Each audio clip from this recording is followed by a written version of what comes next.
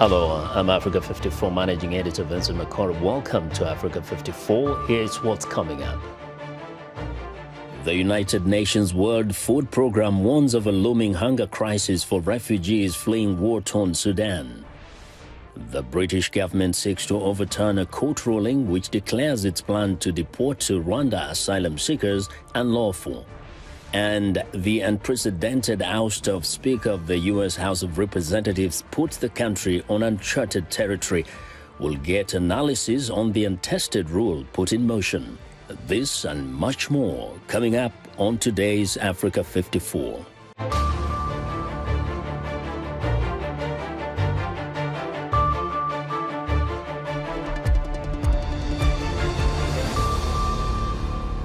We begin our broadcast in East Africa, where at least 30 pro-Somali government fighters and dozens of Al-Shabaab militants are dead after some of the most violent fighting in a year-long offensive against the Al-Qaeda-linked group, according to an army officer and clan elder.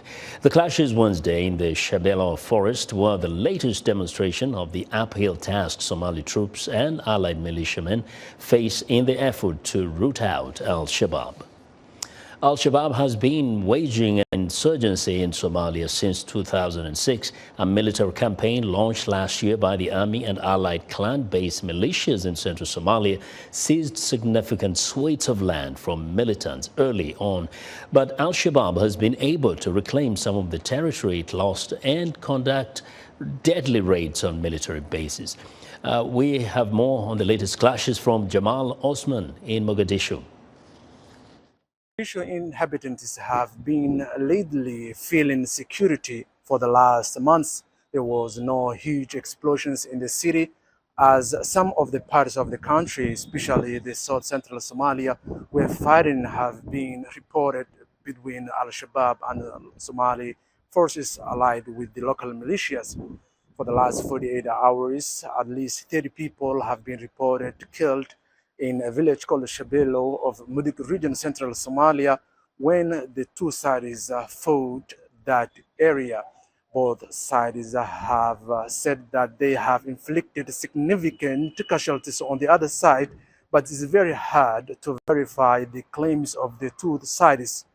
Meanwhile, in Mogadishu, residents say that they are very happy with the new security measurements by the Somali forces, and they say they hope that this stability and security will last.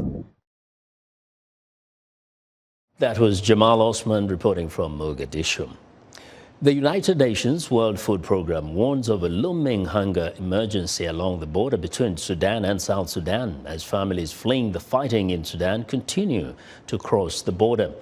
Recent data reveals that nearly 300,000 Sudanese have sought safety in South Sudan over the past 5 months. 1 in every 5 children is suffering from malnutrition, while a distressing 90% of families report enduring multiple days without eating. The WFP says it urgently requires more than $120 million to address the pressing needs of vulnerable individuals and provide them with the necessary food assistance they require to survive. Now, the British government has a major challenge ahead as it tries next week to persuade judges of the country's top court to overturn a ruling which declared unlawful its divisive plan to deport to Rwanda asylum seekers who arrive in small boats across the English Channel. British government lawyers on Monday are set to argue at the Supreme Court that their plan to deport thousands of migrants to Rwanda is lawful, while those representing migrants from Syria, Iraq, Iran, Vietnam and Sudan want the judges to conclude the plan is flawed. The stakes for Prime Minister Rishi Sunak are high as he has made dealing with immigration one of his top priorities.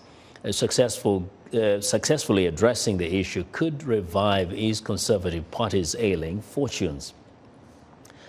Kevin McCarthy's unprecedented ouster as Speaker of the U.S. House of Representatives has left the body in chaos. Sarah Binder, a senior fellow at the Brookings Institution and professor of political science at George Washington University, tells viewers Carol Van Dam the House is operating under an untested rule since this marks the first time ever a U.S. Speaker has been expelled. So, currently, it seems the parliamentarian, the experts on the Hill here, must be advising a narrow path, which McHenry seems happy to take, which is, by and large, his actions. He has the full authority of the speakership directed toward the election of the next speaker. Now, keep in mind, the first thing he did yesterday was to put the House into recess for a number of days, it seems. So now that's something I want to ask you about, because with a foreign audience, they may not understand. You're in this big mess right now, all this chaos, and the deadline is looming for all these big, huge appropriations bills, and you go on recess for a week. Yes. So why did the House do that? Well, the reality is the House needs a fully elected speaker to have really the authority of the position. And the Republicans are not anywhere near coalescing, if they can coalesce, around a replacement for Speaker McCarthy. And I think there's just too much turmoil, really, for Republicans to think about how they would advance any bills or make any progress in the absence of settling the leadership question. So they're kind of forced to take this time out, you're saying, because they have to coalesce and they have to at least try to come up with enough votes to get a new speaker. Certainly, and just to keep in mind that the acting speaker, McHenry, can recess the House without a vote, right? And so this he knows he can take care of. You can imagine, even if someone wanted to formally adjourn for a little while, that takes a vote and might not work. Or let's say he wanted to there are some pending spending bills. Could he bring them up on the floor? Well, even if he could, they're not going to pass, certainly with today's turmoil amongst the House Republicans. Keep in mind, right, the point of this whole rule where there's a speaker in waiting was originally, were there to be, God forbid, another 9/11. And in that situation, we might want a House that's ready to legislate and ready to go on. So absolutely, this is precedent setting, but in a really, really narrow path, which hopefully we won't have another episode of this. Well, that was Sarah Binder, senior fellow at the Brookings Institution and professor of political science at George Washington University, speaking with viewers Carol Van Dam. Well, still to come, a look at cooking stoves designed to lower emissions. Stay with us.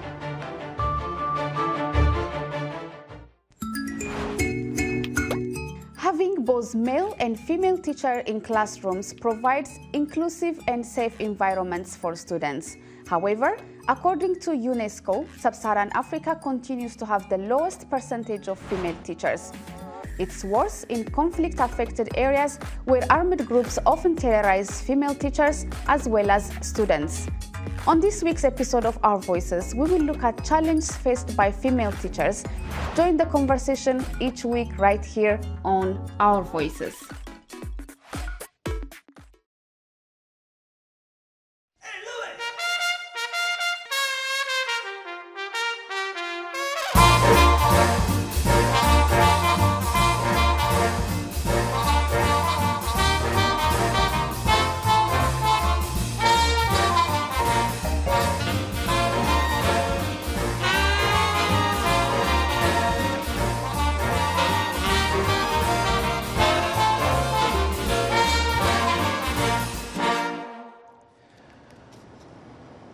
Well, in other news, Ugandan opposition leader Bobi Wine was arrested Thursday after landing at Entebbe International Airport, according to a top official of the National Unity Platform. Wine, a former pop star whose real name is Robert Chagulanyi, is a prominent critic of President Yoweri Museveni and his government.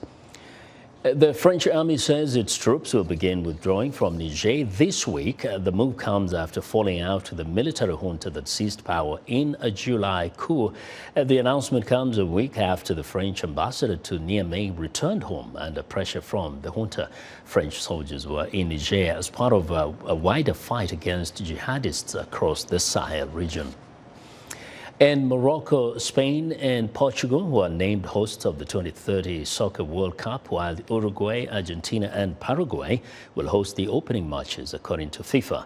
The decision by FIFA marks the first time the World Cup will be staged across 3 continents and 6 countries. Legislation proposed in Kenya's parliament will provide a framework for reducing carbon emissions by buying and selling carbon credits locally. Victoria Hamunga reports on one Kenya manufacturer who is making cooking stoves designed to lower emissions.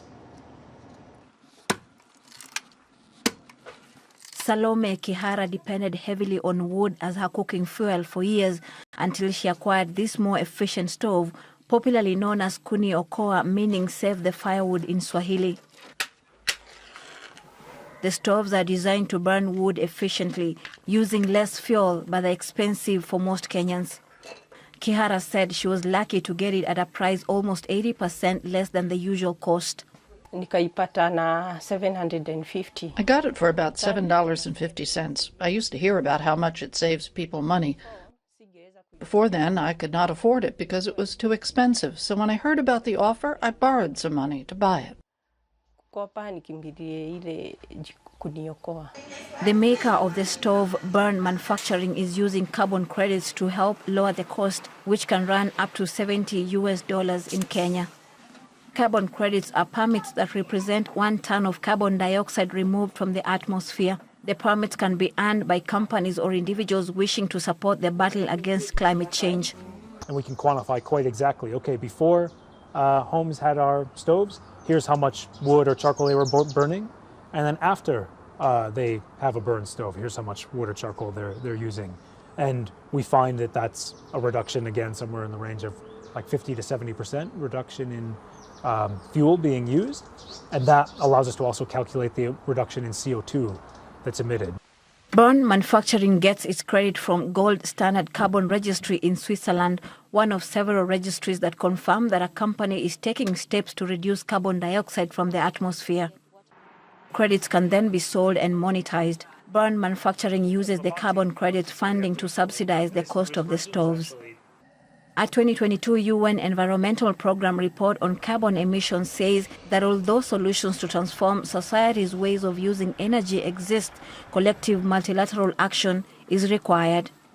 Kenya lawmakers are now debating a bill which could set rules for carbon credit trading.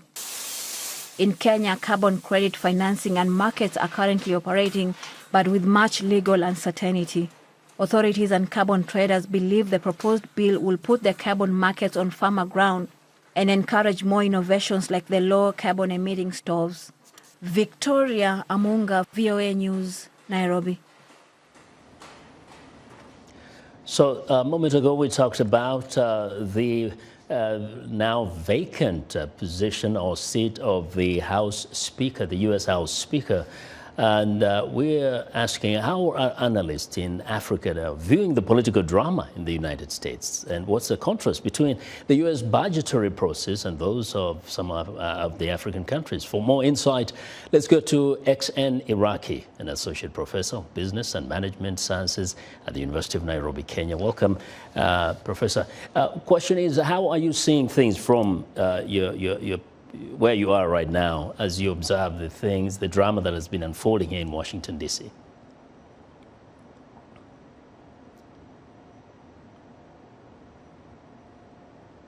Dr. Iraqi, do you hear me? Dr. Iraqi, do you hear me? Looks like he cannot hear me at the moment. So we hope to come back to Dr. Iraqi. Meanwhile, China is pledging to help South Africa with its crippling energy crisis. South Africa says it wants to correct a trade imbalance with China and export more finished products. But manufacturing in South Africa is currently hampered by the unreliable power grid. Kate Bartlett reports from Johannesburg.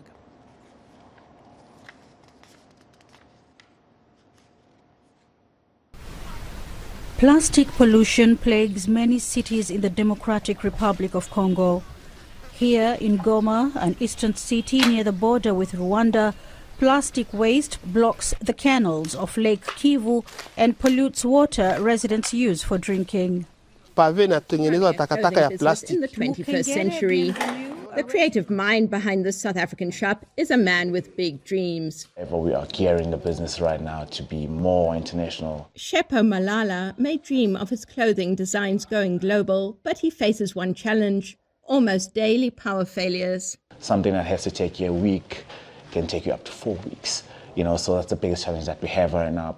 While Malala has solar panels to help keep some of his machines running, they're not enough to run the bigger equipment. This business is not alone. South Africa recently signed deals with China, its biggest trade partner, to help with the energy crisis here. They include a grant and emergency equipment from China totaling some $30 million. Some experts see investments like these as an example of China's shift away from big infrastructure investments under its Belt and Road Initiative to more strategic investments under Beijing's green agenda. While South African President Cyril Ramaphosa thanked the Chinese leader for the grant, he also pointed to what he said was a significant trade deficit. Ramaphosa wants to see African countries move away from mainly exporting raw materials to more finished products. But experts say years of government mismanagement and corruption mean much of the infrastructure in South Africa, the continent's most industrialized country, is breaking down. I doubt in the short to medium term that the trade imbalance between South Africa and China will change. Firstly, the destruction of South African industrial capacity. Secondly, destruction of infrastructure, because South African ports aren't working efficiently. The rail infrastructure has collapsed, and we have talked about the electricity already. So therefore, it is a wish list. South African Tony Esslinger, who runs Primal Spirits Distillery, also struggles breaking into the export market, with power outages being one of the main impediments. The problem with it is that these machines run throughout the day, and one run on the spirit run, for instance, is 8 hours. So if we have an interruption halfway through, then we have to reheat the equipment the next day. That's extra electricity. Whether the new Chinese-funded electrical infrastructure can help businesses such as this distillery or this atelier expand overseas may depend on management within South Africa and China's willingness to import finished products from South Africa. Kate Bartlett for VOA News, Johannesburg. Well, Nigerian unions are threatening to strike, demanding the reinstatement of fuel subsidies the government ended in May. The Nigerian, we'll come back to that story another time, but right now in Eastern Democratic Republic of Congo, Goma, residents say plastic and other waste is increasingly polluting Lake Kivu. And a new initiative is keeping some of the waste out of the lake. Ouster Malivika has this report from Goma. It's narrated by Aida Issa. Plastic pollution plagues many cities in the Democratic Republic of Congo. Here in Goma, an eastern city near the border with Rwanda, plastic waste blocks the canals of Lake Kivu and pollutes water residents use for drinking. Mukengere Bienvenue, a resident of Goma, founded Resilience for Development Group, a company that collects plastic waste and processes it into bricks used in building houses. What motivated me is to protect the environment, and secondly, to create jobs for young people like us, and to help those who build houses so that they can get good material. Bienvenue melts plastic waste and turns it into materials used in house and road construction. He says he now needs help building a factory that can provide jobs for young people. There are meetings being held with many organizations in the United States, Europe and Africa, where they can support projects like this. There are people asking them to look at Congo, because what is happening in Congo is not just a war. There are people who think about development issues to help people affected by war. For more than a year, Kagaju Janvier has been collecting plastic waste in the Mungunga area near Goma, where cars have been dumping waste from the city and destroying farms. Janvier says his work helps support him and his family. Personally, I have worked for 1 year in this job. It helps me earn money for food at home and clothes. But as for paying school fees for students, I see that this job helps me. Kashimani Luhando, a customer, uses the bricks in his building projects. He says Bienvenue's business benefits the community. This work helps young people who would have been recruited by armed groups. Here there is no sand and cement. We only use plastics. And this effort needs to be supported because it helps a lot of people.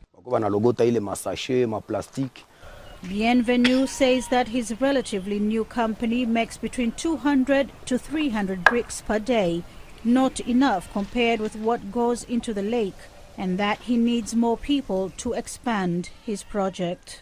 For Ouster Malivika in Goma, Aida Issa, VOA News. Well, now turning back to Nigeria, the Nigerian unions are threatening to strike, demanding the reinstatement of fuel subsidies the government ended in May. The Nigerian Labour Congress, which represents hundreds of thousands of workers, is asking the government to reverse its decision or introduce measures that would help citizens cope with soaring food and transportation costs. Timothy Obizu reports from Abuja. Pam Emmanuel opened his barbershop 12 years ago in his hometown in Central Plateau State. He relocated to Abuja a few years ago in a bid to expand his business. But recently, he says, he has been struggling to make a profit. Since the government removed the fuel subsidy, the price of fuel has increased and everything in the market has also increased. So the only thing we can do is to meet up. So we have to increase our prices. The Nigerian government had subsidized fuel prices for decades. In May, President Bola Tinubu shut down the program. The first subsidy is gone. That decision more than tripled the price of gas and sent food and transportation costs through the roof. The cost increase also made it expensive to run the generators that many Nigerian households and businesses depend on when the erratic power supply shuts off. I'm just pleading the government to do something about it. They should look into it. First is the masses, not them themselves. So they should have conscience. President Tinubu embarked on some of Nigeria's boldest reforms in decades to grow the country's struggling economy and address corruption. He also floated the national currency against the dollar and other global currencies to eliminate multiple exchange rates. But the naira has fallen to historic lows since then, and his policies are drawing strong criticism from Nigerian labor unions. The Nigerian Labour Congress, NLC, which represents hundreds of thousands of workers, wants authorities to revert to the previous status quo, review salaries for its members, and introduce cheaper, gas-powered mass transport systems to reduce workers' transportation costs. Last month, the NLC led thousands to the streets in protest, calling the government's policies anti-poor. This week, a meeting between the National Executive Council of the Workers' Union and government officials ended in a deadlock. 2 weeks ago, the NLC gave the government 2 weeks to reverse its policies. NLC spokesman Benson Upa says the deadline is Friday. Subsidy service is not a burden to the nation. it is those who exploit the window of subsidy to create, it is those people that create the burden. And the president in his speech graciously acknowledged the existence of a cabal. But instead of dealing with that cabal, he chose to deal with us, the innocent, in fact, the victims. If at the end of the 14 working day ultimatum, his lawful demands are not met, it will embark on an indefinite strike action. The NEC has now rescinded that decision. Nigerian authorities are asking for more time to fix the problem. I must say that our meeting was very robust, and we had a very, very fruitful meeting. But at the end of the day, many of those items that we left are still for consideration. The World Bank says Nigeria could save $5.1 billion this year from its economic reforms. At the same time, it warns that more than 7 million citizens could be pushed into poverty if the subsidy removal is not properly managed. Timothy Obiezu, VOA News, Abuja, Nigeria. Well, and that's our show for today. Be sure to watch Africa 54 on our website at voaafrica.com. From all of us here in Washington, thanks for watching.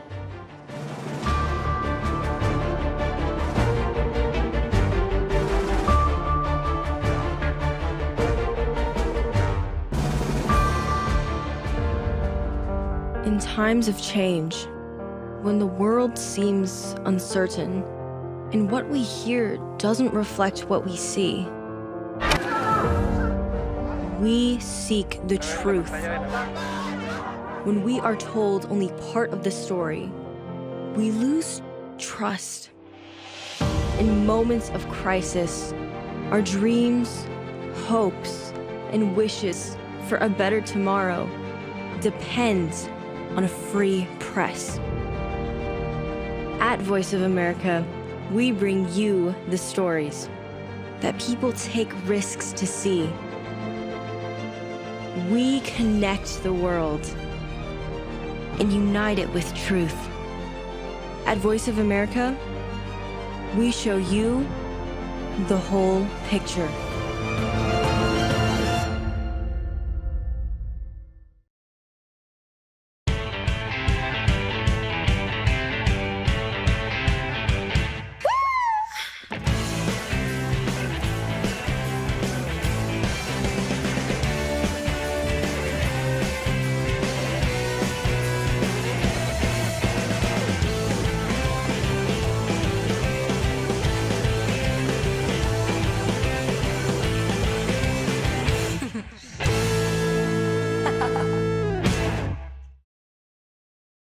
You're watching VOA's Red Carpet. My name is Jackson Vunganyi. Thank you so much for joining us each week right here on Red Carpet. We bring you the latest in